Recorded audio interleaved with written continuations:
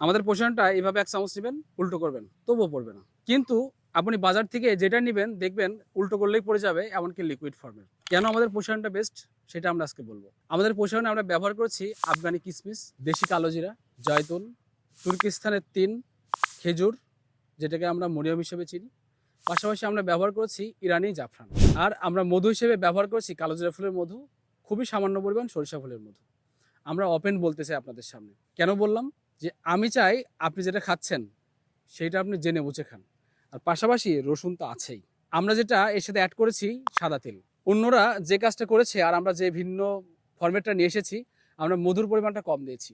আপনি জানেন বাজারে 1 কেজি সরিষা ফুলের মধুর মূল্য মাত্র 500 থেকে 550 টাকা। আমি চাইলে এটাকে মধু দিতে পারতাম, আমি চাইলে কিসমিসটা কমে দিতে পারতাম, আমি চাইলে খেজুরটাকে খুবই লোয়েস্ট অবস্থায় রাখতে পারতাম, কিন্তু আমরা সেটা করিনি। আমরা করেছি যেটা, আমরা মধুকে কমিয়ে দিয়েছি এবং পর্যাপ্ত পরিমাণে কিসমিস দিয়েছি, সাথে দিয়েছি হিউজ পরিমাণে খেজুর।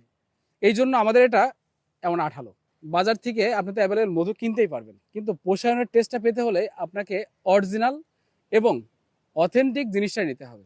আপনার বডিকে যদি প্রপারভাবে গাইড করতে চান কিংবা ইমিউনিটি সিস্টেম বুস্ট করতে চান, তাহলে কালোজিরা, রসুন, এই মধুর এই আচারটা আপনাকে ব্যবহার করার ক্ষেত্রে একটা বিষয় ক্লিয়ার কনসেপ্ট থাকতেই হবে, যেটা এইভাবে পড়বে না সেটা আপনাকে নিতে হবে, যেটাতে কিসমিসের পরিমাণ বেশি আছে সেটা নিতে হবে, যেটাতে খেজুরের পরিমাণ অগণিত অসংখ্য খেজুর আছে সেটা নিতে হবে। কেন আমাদের পোষায়নটা বেস্ট, সিদ্ধান্ত আপনি নেবেন।